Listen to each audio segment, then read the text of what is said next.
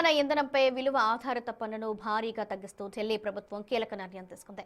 విమాన ఇంధనంపై ప్రస్తుతం ఉన్న 25% మ్యాట్ను 7%కి తగ్గిస్తున్నట్లు ప్రకటించింది. ఈ నిర్ణయం వల్ల విమానయాన సంస్థలతో పాటు సాధారణ ప్రయాణికులకు కూడా ఎంతో లబ్ధి చేకూరుతుందని ప్రభుత్వం పేర్కొంది.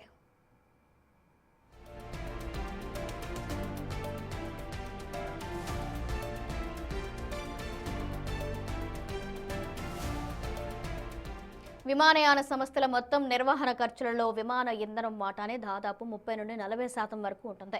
భౌగోళిక రాజకీయ ఉద్రిక్తతలు, చైన్ సప్లైలో అంతరాయం, అంతర్జాతీయ మార్కెట్లో ముడి చమురు ధరలు హెచ్చుతగ్గుల వల్ల విమాన ఇంధన ధరలపై తీవ్ర ఒత్తిడి పడింది. ఇంధన ధరలు విపరీతంగా పెరగడంతో విమానయాన సంస్థల బ్యాలెన్స్ను షీట్లు దెబ్బతిన్నాయి. అలాగే దీనివల్ల సంస్థలు విధిలేని పరిస్థితుల్లో, ముఖ్యంగా డిమాండ్ ఎక్కువగా ఉండే దేశీయ రూట్లలో విమాన టికెట్ల ధరలను పెంచాల్సి వచ్చింది.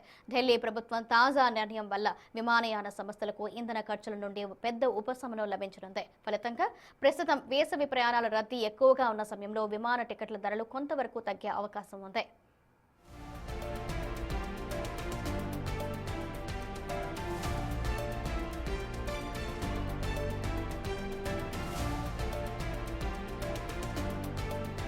ఇంధన ఖర్చులు తగ్గడం వల్ల విమానయాన సంస్థలు కొత్త రూట్లలో విమానాలను నడపడానికి, సర్వీసులను విస్తరించడానికి వీలవుతుంది.